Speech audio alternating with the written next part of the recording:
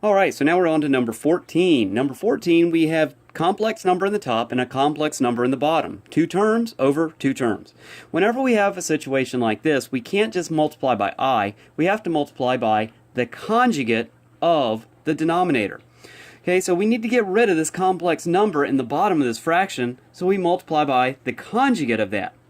The conjugate is always the same exact two numbers, except you're changing the sign in front of the imaginary number. Okay, so our equation, or our complex number, is 7 minus 4i over 2 minus 5i. We're going to multiply both the top and bottom of that fraction with 2 plus 5i. Bottom, 2 plus 5i in the top. We have to keep things balanced. Whatever we do to the bottom, we also have to do to the top. Okay, so we have a complex number times a complex number in the top. So we will set up a box. And we'll multiply 2, 5i, 7, negative 4i together. Okay, column and row, multiply. 2 times 7 is 14. 2 times negative 4i is negative 8i. 5i times 7 is 35i.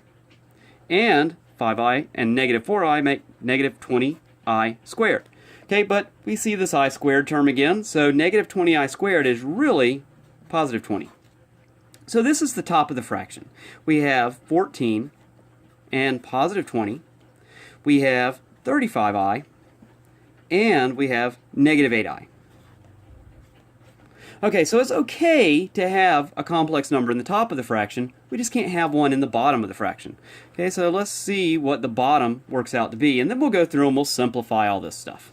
Alright, so the bottom of the fraction, we have these two complex numbers that we need to multiply together. Okay, so we're going to set up the box. Now there is a pattern that you might notice when you multiply complex conjugates together. Okay, 2, positive 5i, 2, negative 5i. 2 times 2 is 4. 2 times negative 5i is negative 10i. 5i times 2 is positive 10i. And 5i times negative 5i is negative 25i squared, which that's really positive 25. Okay, so in our denominator, notice the imaginary numbers are additive inverses of one another. They're going to cancel each other out. Positive 10i minus 10i, those are gone. All we're left with is 4 plus 25.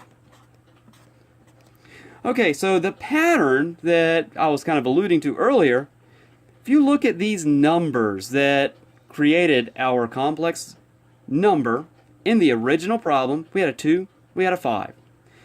2 to the second power, or 2 squared, is 4. 5 to the second power, or 5 squared, is 25.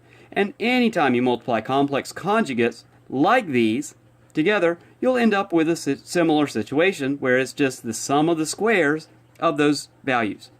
Okay, so let's go ahead and simplify this. We have 14 and 20 in the top, that's 34. We have 35, negative 8i, that's going to be plus 27i. And then in the bottom we have 4 and 25, that makes 29. Okay, so this does not reduce or anything, but we can write it as a true complex number with a real part and an imaginary part. Take 34, throw that over 29. Take 27, throw that over 29. Put an I after it, and they're all positive. And either one of these are acceptable, and you can expect either one of these to be your answer if this is a multiple choice type assessment. All right, thank you.